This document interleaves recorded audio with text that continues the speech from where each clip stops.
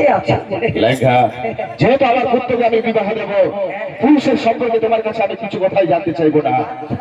আমি তোমার কাছে চার জাতের নারীর নাম জানতে চাই, এবং কি চার জাতের নারীর ব্যবহার কেমন প্রকাশ করে বলো লেখা।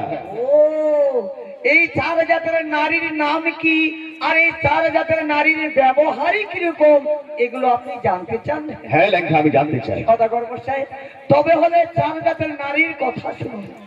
এই চার জাতের নারীর নাম হলো হস্তিনী, শঙ্কিনী, পদ্মিনী আর চিন্তিনী। এই হলো চার জাতের নারী সদাগর মশাই। বেশ লেখা, আমি চার জাতের নারীর নাম জানলাম, হস্তনী, শঙ্খনী, পদ্মিনী, চিন্তিনী, কিন্তু তাদের ব্যবহার কেমন কিভাবে চিনবো?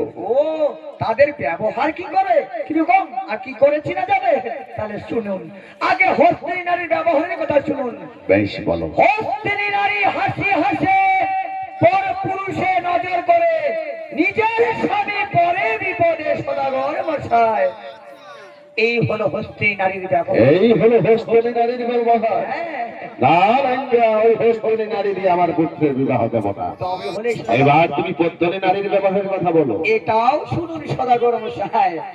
পদ্মিনী নারী পদ্মা গন্ধে মন সাগর, পরের জন্য হয় কাতর, নিজের অন্যকে পরকে করে ভিক্ষা দান। এই হলো পদ্মিনী নারীর ব্যবহার সদাগর মশাই। আজ পদ্মিনী নারীর ব্যবহারের কথা শুনে মন খালি আমার শান্তি হয়েছে। লেখা, সদাগর মশাই এবার তুমি শঙ্করী নারীর ব্যবহারের কথা বলো। এটাও শুনুন।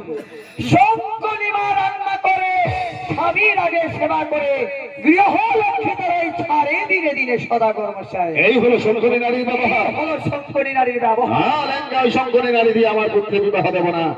আমার পুত্রকে বিবাহ দিয়ে আমি অশান্তি থেকে আনতে চাই না। তবে হলে সদাগর মশাই। বাকি রয়েছে চিন্তিনী নারী। হ্যাঁ, এবার চিন্তিনী নারীর ব্যবহারের কথা বলো। এটাও শুনুন। চিন্তিনী মা চিন্তা করে, স্বামীর পদে ভক্তি করে, গৃহ লক্ষ্মী তার ওই বাড়ি দিনে দিনে সদাগর মশাই। বাহ, আজ চিন্তিনী নারীর ব্যবহারের কথা শুনে প্রাণখানি আমার শীতল হয়েছে। লেখা, বাবা আমার পুত্র যেহেতু অজ্ঞানী, আমি চেষ্টা নেব ওই চিন্তিনী নারী দিয়ে আমার পুত্রের বিবাহ দেওয়া।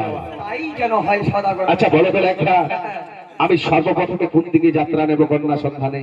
সদাগর মশাই, আমাদের পূর্বপুরুষরা এবং বয়স জ্যেষ্ঠ বাপ ঠাকুর দাদারা বলেছিলেন পূর্ব দিক নাকি বলে ধর্ম দিক, পূর্ব দিক যদি যাত্রা করা যায় খুবই শুভ হয় সদাগর। সত্যি কথাই বলেছে লেখা। জ্ঞানী গুণী পূর্বপুরুষ মহর্ষিরা বলে গেছেন, যে কোনো শুভ যাত্রা যদি সর্বপ্রথমে পূর্ব দিকে নেওয়া যায় যাত্রা শুভ হয়। তাই তো আর বিলম্ব করতে চাই না। আমার কুলগুরু দেবাদেবী বিরাক্ষী বয়সের নামটি স্মরণ করে সর্বপ্রথমে কন্যা সন্তানের শুভ যাত্রা নেব আমি ওই পূর্ব দিকে। জয় শিব শম্ভ, জয় শিব শম্ভ, জয় শিব শম্ভ। ও